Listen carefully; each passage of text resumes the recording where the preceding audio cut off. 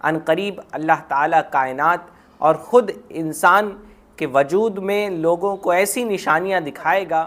آغاز صورت میں اللہ پاک نے روشن اور واضح کتاب کی قسم کھا کر فرمایا کہ ہم نے اسے عربی زبان میں اس لیے اتارا، ان کے لیے من پسند اور نگاہوں کو لبھانے والے ماکولات و مشروبات کے دور سونے کے برتنوں میں چلیں گے، اور ان سے کہا جائے گا کہ آگے چل کر اللہ تعالیٰ نے بتایا کہ جنہوں نے اس دنیا میں قیامت کے دن کو فراموش کر رکھا ہے، اس دن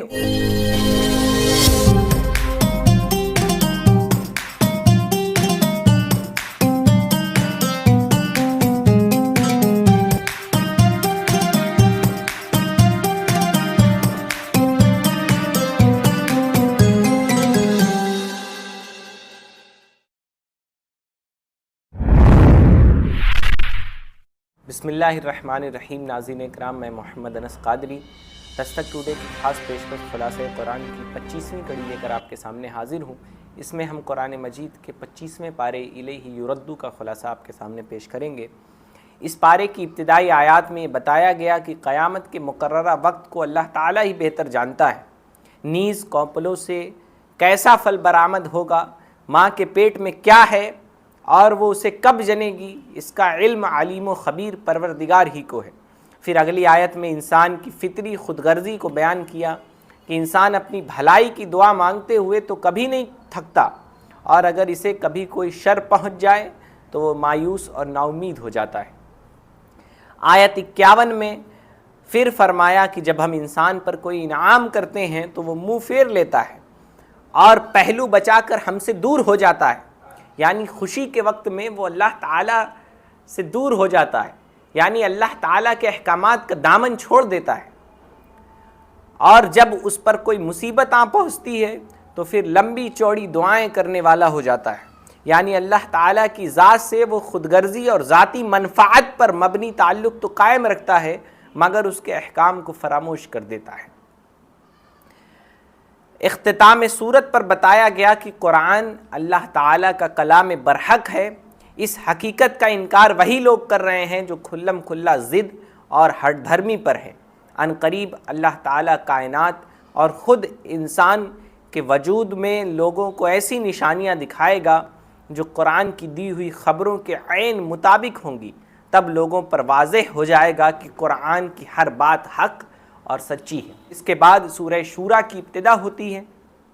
سورہ مشورہ کو کہا جاتا ہے، اور اس مکی صورت میں اللہ تعالیٰ کے منتخب بندوں کا طریقہ کار بتایا گیا کہ وہ اپنے اہم معاملات میں باہمی مشورہ کرتے ہیں، اس لیے یہ سورہ شورا کے نام سے موسوم ہوئی۔ اس سورت کے شروع میں ایک بار پھر اللہ تعالیٰ کی قدرت بیان ہوئی ہے اور قیامت کا منظر بیان کیا گیا۔ اگلی آیت میں قرآن کریم کی عالمگیریت کا بیان ہے۔ آیت 13 سے مسلمانوں کو حکم دیا گیا کہ وہ دین کو قائم و نافذ کریں اور اس عظیم مقصد کے حوالے سے اختلاف کر کے جدا جدا نہ ہوں۔ اقامت دین کی جد و جہد تمام مسلمانوں کا مشترکہ مشن ہونا چاہیے۔ مزید فرمایا کہ اصل زندگی آخرت کی زندگی ہے، اس لیے جو شخص آخرت کے اجر و ثواب کا طلبگار ہوتا ہے اللہ تعالیٰ اس کے اجر و ثواب میں اضافہ فرما دیتا ہے، اور دنیا کے طلبگار کو قسمت سے زیادہ نہیں ملتا مگر آخرت کے بدلے آخرت میں وہ محروم ہو جاتا ہے۔ جو یہ صورت آگے بڑھتی جاتی ہے وحی اور رسالت کے ساتھ اس کا تعلق واضح ہوتا جاتا ہے۔ آیت 49 سے اللہ تعالیٰ کے مختار کل ہونے کا بیان ہے۔ پھر اس صورت کے آخری 2 آیتوں میں وحی اور رسالت کا ذکر ہے، گویا جس مضمون سے صورت کا آغاز ہوا تھا اسی مضمون پر اختتام بھی ہو رہا ہے۔ بعدہ سورہ زخرف کی ابتدا ہوتی ہے۔ سورہ زخرف کا معنی آرائش و زیبائش کے ہیں۔ اس صورت میں کفار کے لیے ہر طرح کی زیب و زینت کا تذکرہ ہے، اس لیے اس کا نام زخرف پڑ گیا۔ آغاز صورت میں اللہ پاک نے روشن اور واضح کتاب کی قسم کھا کر فرمایا کہ ہم نے اسے عربی زبان میں اس لیے اتارا تاکہ اہل عقل و دانش اس سے استفادہ کر سکیں۔ اس کے بعد یہ صورت دلائل قدرت اور شواہد فطرت کو آشکار کرتی ہے۔ پھر ابراہیم علیہ السلام کی طرف سے اپنی قوم کے مشرکانہ افعال سے بیزاری و براعت اور اپنے خالق و مالک کے لیے یکسوئی اختیار کرنے کا بیان ہے۔ اس کے بعد کفار مکہ کا یہ مطالبہ بیان ہوا کہ یہ قرآن ایک غریب اور وسائل سے بظاہر محروم شخص پر اترنے کی بجائے دو بستیوں مکہ اور طائف کے کسی بڑے آدمی پر کیوں نازل نہ کیا گیا؟ اللہ تعالیٰ نے فرمایا کہ آپ کی رب کی رحمت کو یہ تقسیم کرتے ہیں، یعنی یہ فیصلہ تو اللہ تعالیٰ کو لینا ہے کہ منصب نبوت کسے عطا کیا جائے۔ ہم نے ان کی دنیاوی زندگی میں ان کی معیشت کے وسائل کو تقسیم کیا ہے، اور ہم نے معاشی اعتبار سے بعض کو بعض پر کئی درجے فضیلت عطا کی ہے تاکہ وہ ایک دوسرے سے خدمت لیں۔ اللہ تعالیٰ فرما رہا ہے کہ ہم نے معاشی اعتبار سے ایک دوسروں پر فضیلت عطا کی ہے تاکہ وہ ایک دوسروں سے خدمت لیں، اور آپ کے رب کی رحمت اس مال سے بہت بہتر ہے جس کو یہ جمع کر رہے ہیں۔ یعنی جو اپنے آپ کو رحمت الہی کا سزاوار بنا لے وہ ان لوگوں سے 1000 گنا بہتر ہے جو مال و منال جمع کریں دنیا کا، جو دنیا کی دولت جمع کریں۔ پھر دنیا کی زندگی کی بے وقعتی کا بیان ہے۔ اس کے بعد حضرت موسیٰ علیہ السلام کے فرعون کی طرف رسول بنا کر مبعوث کیے جانے کا ذکر ہے، اور مالی وسائل اور دنیاوی جاہ و حشمت سے محرومی کے حوالے سے فرعون کے اعتراضات مذکور ہیں۔ آخر میں بتایا کہ دنیا میں جو منکرین ایک دوسرے کی دوستی کا دم بھرتے ہیں وہ ایک دوسرے کے دشمن بن جائیں گے، یعنی ایک دوسرے کے خلاف گواہ بن جائیں گے، لیکن اہل تقویٰ کی دوستی کا رشتہ قیامت میں جاری و ساری رہے گا۔ انہیں بشارت دی جائے گی کہ اب تم ہر قسم کے خوف اور رنج و الم سے آزاد ہو، اپنی بیویوں کے ساتھ ہنسی خوشی جنت میں داخل ہو جاؤ۔ ان کے لیے من پسند اور نگاہوں کو لبھانے والے ماکولات و مشروبات کے دور سونے کے برتنوں میں چلیں گے، اور ان سے کہا جائے گا کہ یہی وہ جنت ہے جس کا تمہیں وارث بنایا گیا تھا۔ بعدہ سورہ دخان کی ابتدا ہوتی ہے۔ دخان دھوئیں کو کہا جاتا ہے چونکہ مشرکین کو قحط کے زمانے میں شدید بھوک کی وجہ سے دھواں دکھائی دیتا تھا، یا یہ دھواں قیامت کی نشانی اور عذاب کے طور پر مشرکین مکہ پر مسلط کیا گیا تھا، تو اس وجہ سے اس سورت کا نام دخان رکھ دیا گیا۔ سورت کے آغاز میں بتایا گیا کہ قرآن کریم ایسی واضح اور بابرکت کتاب ہے کہ جس رات میں اس کا نزول ہوا اسے بھی بابرکت بنا دیا۔ پھر آگے چل کر بنی اسرائیل کی نجات اور فرعونیوں کے غرق کیے جانے کا پس منظر بیان کیا گیا، اور اس سورت کے آخر میں بتایا کہ کفار و مشرکین کی غذا جہنم میں تھوہر کا درخت ہوگا جو پگھلے ہوئے تانبے کی طرح پیٹوں میں جوش مارے گا، جیسے کھولتا ہوا پانی جوش مارتا ہے۔ انہیں گھسیٹتے ہوئے جہنم کے بیچ میں لے جایا جائے گا، اور پھر ان کے سر پر کھولتا ہوا پانی ڈالا جائے گا، اور انہیں کہا جائے گا کہ دنیا میں تم اپنے آپ کو بہت باعزت سمجھا کرتے تھے، آج جہنم کا ذلت آمیز عذاب بھی چکھ لو۔ اس کے بعد متقین کے لیے جنت کی عالی شان نعمتوں کا ذکر ہے کہ وہ مقام امن میں ہوں گے۔ اخیر میں فرمایا کہ قرآن کریم کو ہم نے آپ کی زبان میں نہایت آسان بنا کر اس لیے اتارا ہے تاکہ یہ لوگ نصیحت حاصل کر سکیں۔ بعدہ سورہ جاسیہ کی ابتدا ہوتی ہے۔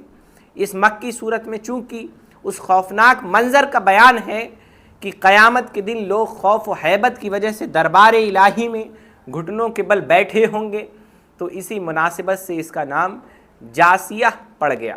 قرآن کریم کی عظمت کا تذکرہ کرنے کے بعد یہ صورت ان تکوینی نشانیوں کو بیان کرتی ہے جن میں ہر ایک اللہ تعالیٰ کی عظمت و جلال اور قدرت و وحدانیت کی زندہ گواہ ہے۔ اس کے بعد بتایا کہ وسیع و عریض زمین میں، تخلیق انسانی میں، جانوروں اور باقی مخلوقات میں دن رات کے آنے جانے، بارشوں اور ہواؤں میں اللہ تعالیٰ کی قدرت کے دلائل اور توحید باری کے شواہد موجود ہیں۔ پھر مجرمین کا مزاج بیان کیا کہ وہ دلائل سے استفادہ کرنے کی بجائے ضلالت و گمراہی میں ترقی کر جاتے ہیں، جس کے نتیجہ میں وہ دردناک عذاب اور جہنم کی گہرائیوں میں دھکیلے جانے کے مستحق قرار پاتے ہیں۔ پھر اللہ تعالیٰ کی نعمتوں اور ان میں غور و فکر کر کے منعم حقیقی کو پہچاننے کی تلقین کے ساتھ قوم بنی اسرائیل کا تذکرہ ہے۔ اس کے بعد گمراہی کی جڑ کی نشاندہی کرتے ہوئے بتایا کہ کیا آپ نے اس شخص کو دیکھا جس نے اپنی خواہش کو اپنا معبود بنا لیا اور اللہ تعالیٰ نے اس کو علم کے باوجود گمراہ کر دیا، اور اس کے کان اور اس کے دل پر مہر لگا دی، اور اس کی آنکھ پر پردہ ڈال دیا، پس اللہ تعالیٰ کے بعد اس کو کون ہدایت دے سکتا ہے؟ تو کیا تم نصیحت قبول نہیں کرتے؟ یعنی اگر ایک طرف اللہ تعالیٰ اور اس کے رسول کا حکم ہے اور دوسری جانب بندے کے اپنے نفس کے مطالبات اور خواہشات ہوں اور وہ اللہ تعالیٰ اس کے رسول کے حکم کو نظر انداز کر کے اپنے نفس کی خواہشات کی پیروی اختیار کر لے، تو خواہ وہ کلمہ پڑھے لیکن عملاً تو اس نے اپنے نفس کو معبود بنا لیا ہے۔ پھر اس کے بعد منکرین آخرت کے اس نظریے کو بیان کیا جو ہر دور کے ملحدین کا عقیدہ رہا ہے کہ جو کچھ ہے یہ دنیا کی زندگی ہے، پس مرگ کچھ بھی نہیں، موت فنائے دوام ہے، لہٰذا جتنی عشرتیں اپنے دامن میں سمیٹ سکتے ہو سمیٹ لو۔ یہ باطل عقیدہ ملحدین کا ہے۔ آگے چل کر اللہ تعالیٰ نے بتایا کہ جنہوں نے اس دنیا میں قیامت کے دن کو فراموش کر رکھا ہے، اس دن انہیں رحمت باری نظر انداز کر دے گی اور اس کا ٹھکانہ جہنم ہوگا اور کوئی مددگار نہیں ہوگا۔ اس سے کہا جائے گا کہ جس طرح تم نے قیامت کو بھلا دیا تھا، آج تمہیں بھی ویسے بھلا دیا گیا ہے۔ تم آیات الہیہ کا مذاق کرتے تھے، لو دیکھو آج تم خود مذاق بن کر رہ گئے ہو۔ قرآن مجید کے اس پارے کی تکمیل انہی مضامین پر ہوتی ہے۔ اللہ تعالیٰ کی بارگاہ میں دعا کرتا ہوں کہ مولا کریم ہم سب کو قرآن مجید پر عمل کرنے کی توفیق عطا فرمائے۔ استغفر اللہ ربی من کل ذنب و اتوب الیہ۔ میں محمد انس قادری، دستک ٹوٹے گورکھپور۔